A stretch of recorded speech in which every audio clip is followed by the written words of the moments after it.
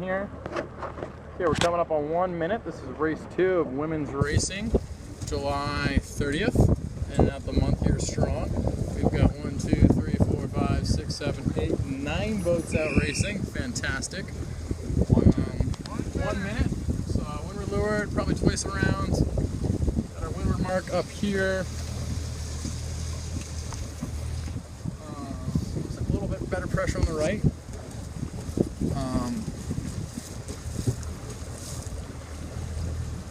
See a couple boats going a little too far past the boat there. Now is when you want to be setting up and holding your pole. So 318 would be good. Maybe left your main a little more too. And drive down. More rudder.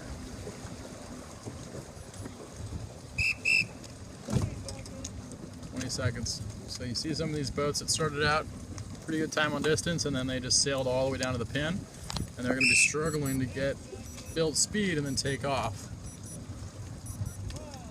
Looks like 1167 Marie Mel's doing a good job there of building her speed and getting off the line. She's probably going to have her best start here tonight. A little lefty shift there right off the bat should help 3279 if they tack on it. Nope, they're not tacking. They're just sitting there in irons.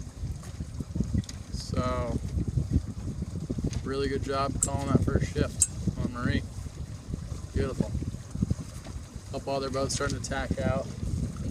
They're going to be, okay, nice cactus cover here. And just a touch. And now 2801 is probably going to cross them. They had good speed. One thing Marie's not doing is keeping her boat flat. There you go. Now you're hiking. You still need to hike harder. You need to keep that boat dead flat in the water. Same for 42, 54, 549. Skipper's just hanging out in the middle. You want to get up on the rail, and then you can trim your main in. So they haven't finished their tack really because the skipper hasn't switched the tiller in the main sheet. So that's a little tough. How are we doing on 2090? Looks like we're doing okay. Crew positioning. Again, skippers, we want to look for the skipper directly opposite the main sheet. We don't want them behind the main sheet. So what that does is that drags your stern through the water. So on that boat, you see their stern's a little bit down, their bow's a little out of the water. And if you bring the bow down, you get better traction and you get less drag. 1940 is doing a much better job of that. Their bow's plowing a little bit, so you get that bow in the water effect. That's really good. Quad Zero is doing a great job. Yeah, good job too. Okay, we're coming into the mark here. Looks like Marie is a little shy. I would honestly, on that, you could sail all the way up to the mark and then pinch it. You know, do a quick shot. 3018, just gonna go a quick tack in there. Way too far on 3018, tack earlier. Just sailing extra distance there. You don't need to do that. And ease, ease, ease. So big thing on this windward mark is easing around the windward mark. You got it. That means got to go out. Means got to go out. Got a nice pack of boats here. See how this all turns out. Again, the main should be going out. Crew should be pushing out on the boom. More jib halyard too when you get a chance. Crew should be pushing out on the boom as you go down. Okay. Looks like we're a bit of a reach here. We're not quite a dead run. So if your jib isn't going out all the way, maybe you don't need your main out all the way either. No, so if you're not winging the jib, maybe the main doesn't go all the way out. But if you are winging the jib, the main should be all the way out. Okay. Another place where an extending tiller extension would be quite handy. One thing we could look at here is our leech tension.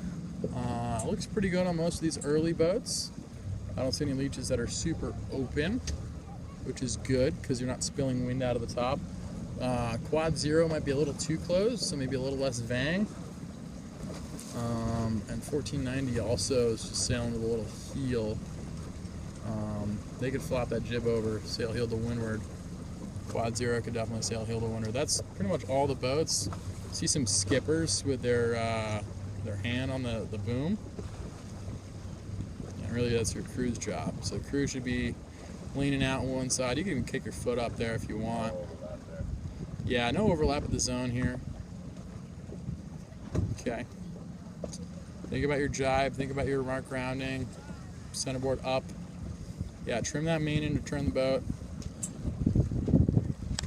If you start focusing on the rounding a little bit earlier, you'll have a much cleaner rounding, because I got a really nice lane, about a boat length and a half further upwind here than the 167. Here we go, we got 3 boats coming in.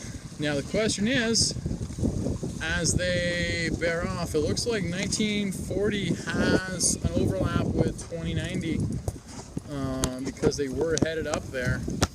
So 2090's got room here. Got 3 boats coming in at the same time.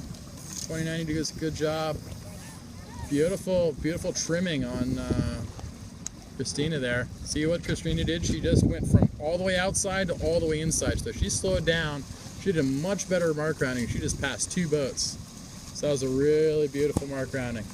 She just smoked both of them. And now 2090 can't even tack there. So she owns them all the way around. Really valuable to do that. And then in these puffs, we really need to be hiking out. So right over here, we've got 3018. Not really keeping the boat flat. Got to get those hiking straps.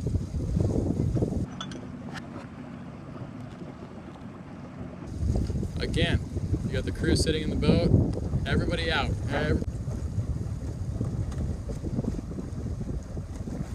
Everybody out of the bus here. We got a port starboard. There's a little bit of a duck there. I don't know. Yep, here comes the circle. There we go. So sometimes it's better just to tack. You could attack and leave out instead of doing that penalty turn. Maybe it's not a penalty turn. It's just tacking out. Not sure why. That's the short tack to the mark. I guess she wants to cover the competition. But one of the things is you just sail whatever tack's going to get you closest. Closest to the mark. Here we go. Right now that's the port tack. So the port side of the course is going to lift you up. And look at the skipper on 2090. Their feet are not at the hiking straps, their butt is inside the boat, so you need to get your butt all the way out, all the way hiking, because otherwise you're just slowing your boat down. Here we go. Hello, Dinner Cruises. We've got 1 boat on the course here. Going to go play with you. 549, no, maybe not. Going to be clear. Okay, so again, rounding the windward mark, getting the boom out. Super, super important. Get that boom out and then pop the jib over. You may even go, if you're going this wide, you might even go a little deep and just go wing on wing and then come up at the last minute. But just struggling to get down there is painful to watch. There's the whole fleet. Coming downwind. Here's a chance for Quad Zero to try and cover. 3018 is doing a great job of covering herself.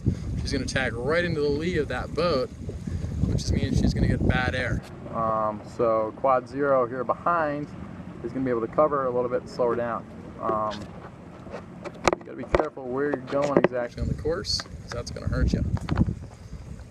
Decent bang tension on Quad Zero, because that's you look at that breeze hitting the leech and it's not spilling forwards. That's important. Here goes the jibe. Let's see this mark rounding, because everyone's going to be jibing. Oh, this is the finish. Never mind. Everyone's coming into the finish here. 3018 should be sailing a little bit more VMG angle. They're sailing a little hot. Not really sure why. Let's look at the back of the fleet here. Again, this is a good chance. If you're going wing on wing, you want to be heel to windward. What that'll do is it'll neutralize your helm, because it's going to move the center of effort of your boat right over the middle. So you've got less heeling force, and your rudder can stay right in the middle.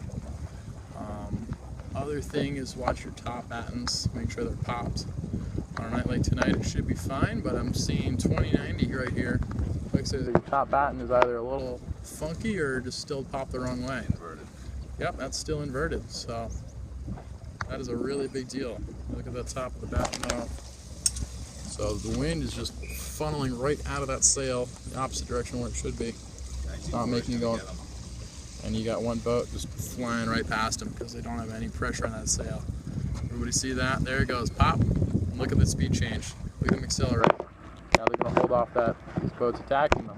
But if that hadn't happened, if they'd gotten a little bit extra, they would have gotten past. So that's really important to do that. Watch your batten all the time. Just about that's a race, folks. What do you think? 2 more boats coming downwinds. 10-minute race.